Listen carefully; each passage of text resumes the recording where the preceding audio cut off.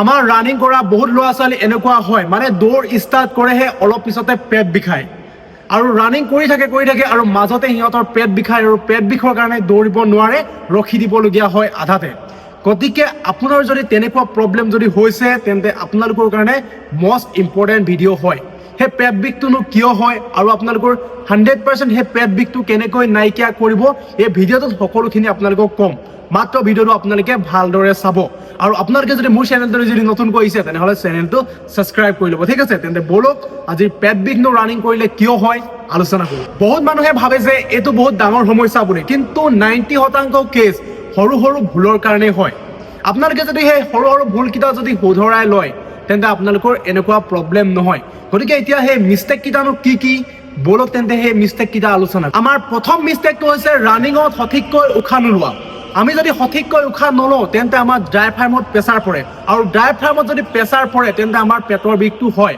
আৰু এতিয়া ডায়াফ্ৰামটো কি হয় ডায়াফ্ৰাম হৈছে বুকু আৰু পেটৰ মাংসপেশী যেতিয়া আমি ঘনকৈ উশাহটো ল'ম স্পীডত যেতিয়া আমি উশাহটো লওঁ তেতিয়া সেই ডায়াফ্ৰামত প্ৰেছাৰ পৰে গতিকে ঘনকৈ নল'বৰ কাৰণে বা স্পীডত নল'বৰ কাৰণে আমি কি কৰিব লাগিব আমি উশাহ সদায় যেতিয়া আমি দৌৰি থাকোঁ তেতিয়া আমি নাকেৰে লৈ পিনে মুখেৰে উশাহটো এৰিব লাগে গতিকে চাওক এইটো পেটাৰ্ণ আপোনালোকে ফ'ল' কৰিব 2 ষ্টেপ যাব তাৰপিছত নাকেৰে উশাহ লৈ আকৌ মুখেৰে 2 ষ্টেপ যোৱাৰ পিছত আকৌ এৰিব আপোনালোকে তেনেকৈ কৰিব আপোনালোকৰ বহুতখিনি ইম্প্ৰুভ হ'ব আৰু এইটোতো একদম বহুত ইম্পৰ্টেণ্ট হয় আপোনালোকে যদি ঘনকৈ যদি এনেকৈ যদি আপোনালোকে যদি ফেফায় আপোনালোকে কিন্তু মানে 2500 মিটাৰ আপোনালোকে তেনেকৈ কমপ্লিট কৰিব নোৱাৰিব গতিকে আপোনালোকে এইটো পেটাৰ্ণ ফ'ল' কৰিব ঠিক আছে আপোনালোকে তেনেকৈ স্পীডত যদি ফেফায় আপোনালোকৰ অট'মেটিক ভাগৰ লাগিব ভাগৰ লাগিলে আপোনালোকে কেনেকৈ দৌৰিব পাৰিব আপোনালোকৰতো পেট বিষ হ'বই মানে প্ৰব্লেমটো আপোনালোকৰ হ'বই আপোনালোকৰ ষ্টেমিনা অট'মেটিক ডাউন মাৰিব সেইকাৰণে আমি 2 ষ্টেপ যোৱাৰ পিছত নাকেৰে ল'ব লাগে আৰু 2 ষ্টেপ আকৌ যোৱাৰ পিছত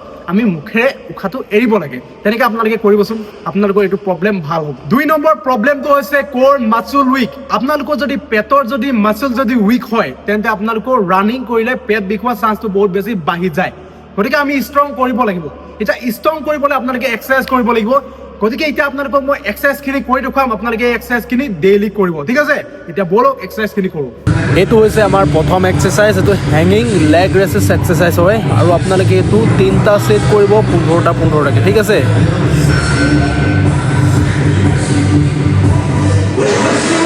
আৰু এইটো হৈছে আমাৰ 2 নম্বৰ এক্সাৰচাইজ লেগ ৰেচ এক্সাৰচাইজ হয় আৰু আপোনালোকে এইটো 13টাকৈ কৰিব আপোনালোকে 3টা সেট ঠিক আছে আৰু কেনেকৈ কৰিব লাগিছে মইতো কৰি আপোনালোকক দেখুৱাইছোঁ আপোনালোকে এনেকৈ কৰিলেই হ'ল আপোনালোকে কৰিব 3টা সেট আৰু এইটো হৈছে আমাৰ 3 নম্বৰ এক্সাৰচাইজ কাৰ্নেছেছ এক্সাৰচাইজ বুলি কয় আৰু এইটো আপোনালোকে কৰিব 3টা সেট কেনেকৈ আপোনালোকে টাচ কৰিব লাগে এইটো চাওক 3টা সেট কৰিব 15টাকৈ ঠিক আছে 15 বা এনেকৈ আপোনালোকে ভৰিটো চুবলৈ চাব মানে চুব ভৰিটোত আৰু আপোনালোকে 3টা সেট কৰিব আৰু এইটো হৈছে আমাৰ 4 নম্বৰ এক্সাৰচাইজ সিট আপ বুলি কয় গতিকে সিট আপ আপোনালোকে যেইটা পাৰে মানে যিমান পাৰে আপোনালোকে মাৰিব 2টা সেট মাৰিব আপোনালোকে আপোনালোকৰ যিমান দম আছে আৰু 30টা 40টা 50টা আপোনালোকে যিমানটো মাৰিব পাৰে আপোনালোকে সিট আপ মাৰিব ঠিক আছে আৰু এইটো হৈছে আমাৰ 5 নম্বৰ এক্সাৰচাইজ হয় এইটো প্লেং বুলি কয় আপোনালোকে যিমান দেৰি পাৰে আপোনালোকে সিমান দেৰি কৰিবলৈ চাব আপোনালোকে প্লেং দুবাৰ কৰিব 1 মিনিট আপোনালোকে মানে প্ৰথমবাৰত 1 মিনিট 10 ছেকেণ্ড বা 1 মিনিট আপোনালোকে বা 1 মিনিট 20 ছেকেণ্ড যিমানটো পাৰে আপোনালোকে সিমানটো কৰিব তাৰপিছত আকৌ আপোনালোকে এটা সেট কৰিব ঠিক আছে দুটা এইটো হৈছে আমাৰ 6 নম্বৰ এক্সাৰচাইজ আৰু 6 নম্বৰ এক্সাৰচাইজটো 5 নম্বৰৰে একে হয় এইটো সাইড প্লেং বুলি কয় সাইড প্লেঙো আপোনালোকে মোবাইলত এনেকৈ টাইম লগাই ল'ব টাইম লগাই পিনে আপোনালোকে যিমান দেৰি পাৰে 1 minute 20 second 1 minute 30 second 1 minute যিমানটো পাৰে আপোনালোকে সিমানটো কৰিব দুইটা চাইডে কৰিব এতিয়া মই বাওঁ চাইডে কৰি দেখাইছোঁ আপোনালোকে সোঁ চাইডেও কৰিব ঠিক আছে আপোনালোকে চেঞ্জ কৰি ল'ব যিহেতু এতিয়া 3 নম্বৰ কাৰণটো হৈছে পানী বেছিকৈ খোৱা বা কমকৈ খোৱা ৰানিং কৰাৰ আগত যদি আপুনি যদি পানী যদি 1 লিটাৰ খাই লয় বা আধা লিটাৰ যদি আপোনালোকে খাই লয় তেন্তে আপোনালোকৰ পেট বিষ হ'বই আপোনাৰ পেট মানে খললক কৰিবই কেতিয়াবা হিলে ন যেতিয়া আমি পানী খাই পিনে যদি কেতিয়াবা আমি মই দৌৰিছোঁ আপুনিও কেতিয়াবা হয়তো দৌৰিছে পানী খাই পিনে আপোনাৰ দৌৰিবচোন পেটত পুৰা হিলি থাকে আপুনি বেছি দৌৰিব নোৱাৰিব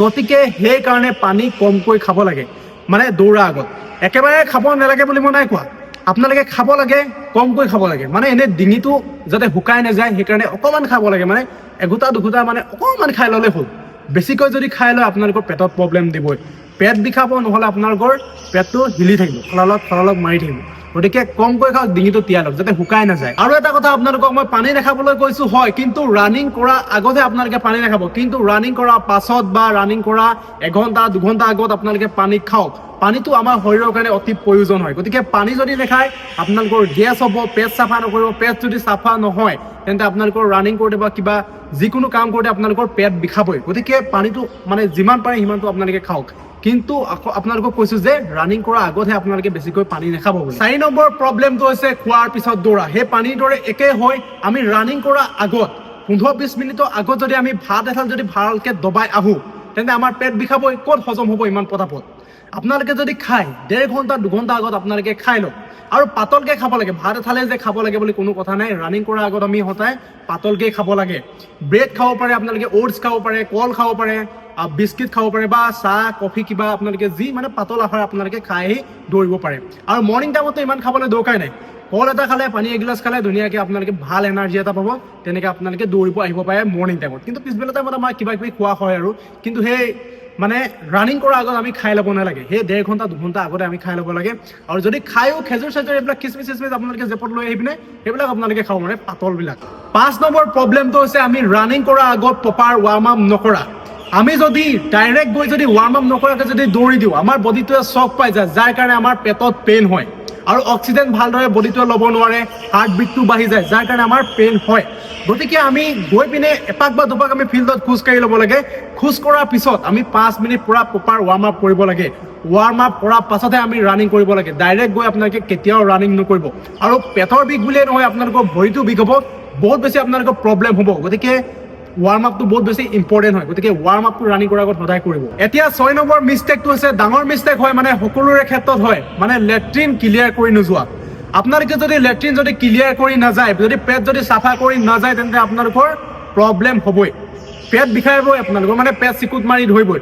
বহুতৰ ক্ষেত্ৰত ইণ্টাৰভিউৰ ক্ষেত্ৰতে তেনেকুৱা হয়, বহুত ল'ৰা ছোৱালী তেনেকুৱা হয়। ফিল্ডত এতিয়া প্ৰেক্টিছত ভালকৈ দৌৰি থাকে, মানে ক্লিয়াৰ কৰি মেলি যায়, যেতিয়া ইণ্টাৰভিউত ভালকে মানে লেট্ৰিন কৰিবলৈ বাথৰুম চাথৰুম নাপায়। গতিকে মানে সেইটো প্ৰব্লেম ইণ্টাৰভিউত ৰানিং কৰি থাকোঁতে হয়, মানে পেট চিকুট মাৰি ধৰে, পেট বিষায়, ৰানিং কৰিব নোৱাৰে।